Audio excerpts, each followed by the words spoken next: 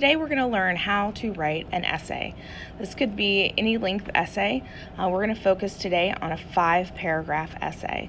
So every essay has 3 parts. There's the introduction paragraph, there's the body paragraphs, and then there is a conclusion paragraph. So let's start with the introduction. The introduction has a hook, a thesis statement, and then a list statement.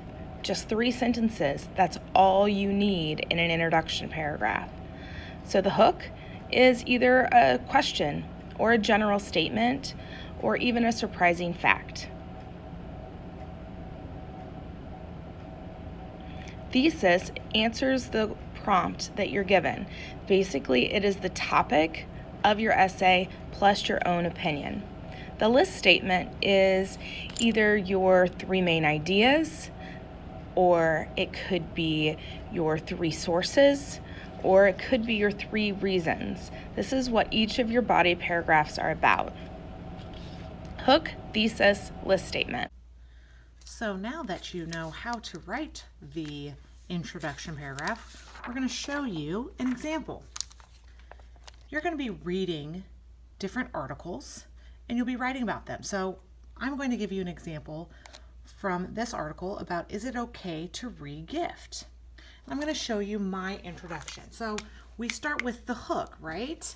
And the hook, remember, was a question, general statement, or surprising fact. My favorite that I always use is the question. It makes the reader wonder what they would answer, and it grabs their attention. Of course, the others are fine as well.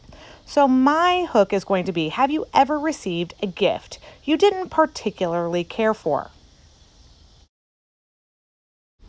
Now that you have your hook, it's time to come up with a thesis statement. Remember, your thesis statement needs to have the topic and your opinion in it.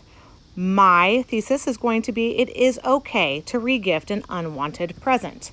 You could also say it is not okay to re-gift an unwanted present. Now that those 2 sentences are finished, you're ready to do your list statement. This is your last sentence in your introduction paragraph.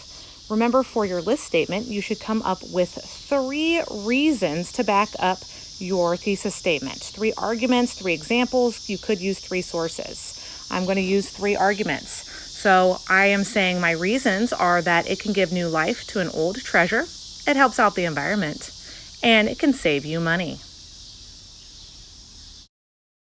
That's it.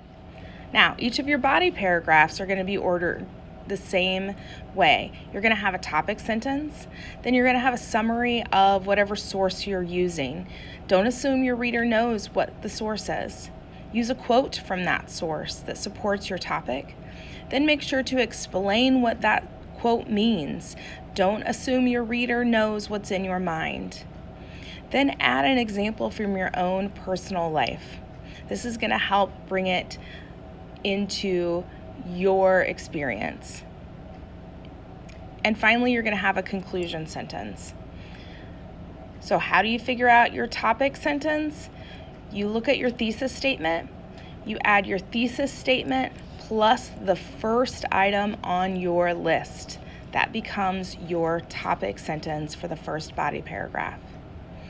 So now it's time to write our body paragraph. Our first sentence, like Mrs. H said, is going to be our topic sentence, and that's pretty easy. You're just going to go back to your list statement and you're going to take the very first reason or argument or source that you used and create a topic sentence. So my first sentence is going to be, the first reason regifting is okay is that it can bring new life to something you once loved. Easy enough. You don't really have to reinvent the wheel here. Now that we have our topic sentence, it's time to move on. Remember that all of the sentences after this should be supporting our topic sentence of giving new life to something old. We suggested using possibly a summary from the article or a quote. I love using quotes. Just be sure that it fits your topic sentence. At times, students tend to pick a random quote that doesn't fit. The quote I'm going to use is in the article titled, "Is it okay to re-gift?" The author states, "It is perfectly thoughtful to take things you don't need and give them as a gift." Now that you have given a summary or some type of quote, it's time to prove that you understand that this fits into your essay. How does the summary prove your thesis. How does the quote prove your thesis? It's not enough to have that sentence. You now need to put in your input and prove that you understand what this means. So my sentence is, why let a fantastic book set on a shelf collecting dust when you can give it to a friend for Christmas? We now have 3 sentences, and no, we are not finished yet. Remember, we are asking for 5 to 7 sentences. Stuck with thinking of something else to write? Go ahead and use an example from your own life. My sentence is going to be, Mrs. H often passes books on to me after reading them. To give a little bit more meat to my body paragraph, I'm going to elaborate on that last sentence and say how I am feeling about that gift. So my sentence that I'm going to add is, I'm elated when she thinks I will enjoy something she has recently read. The very last sentence of each of your body paragraphs is going to be that conclusion sentence. You need to wrap up your thoughts on this topic before switching to the next one. Sometimes this can be a statement. I'm going to actually leave mine as a question.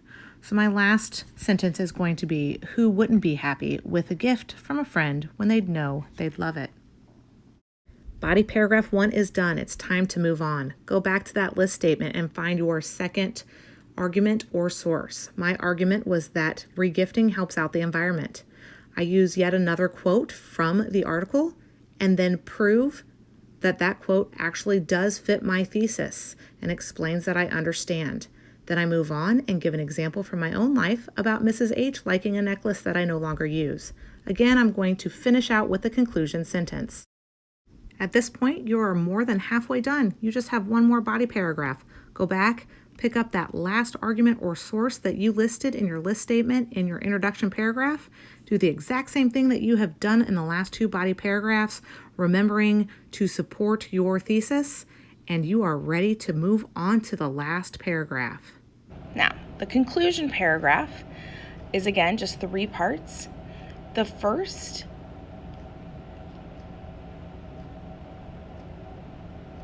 part is just to restate your thesis. You don't have to come up with a new one. Just go back to the introduction. What did you write for your thesis state? Say it again in a different way. Then review your list statement. Again, you're not coming up with a new list. Go back to your introduction paragraph, look at your list, and list them again. And finally, the third part is your so what statement. Again, go back to your introduction paragraph. What was your hook? Did you ask a question? Then in your so what, answer it. Did you have a general statement? Your so what tells the reader what's important about what they're reading. So what was my thesis? It is okay to regift an unwanted present. I have to restate that. Don't say the same thing word for word. So instead, I'm going to say it is perfectly appropriate to regift. The second sentence is my list statement. Go back, reread it. What did you say? And then remember, don't copy word for word. That doesn't show much creativity. Just say it a little bit different. So instead of exactly what I said last time, I'm going to say it gives life to something new, it helps out the earth, and it saves your budget. You are almost finished now. Time for your last sentence. Go back, read what that hook was. I asked if you had ever gotten a gift you might not have liked. So my so what statement is going to relate somehow to that question. I want to leave my reader thinking, so what? What did I learn from this? So my last sentence is going to say, so before you throw out that book you recently read or that shirt that didn't fit, think about which friend might love it. Congratulations, you have finished your essay. You are done.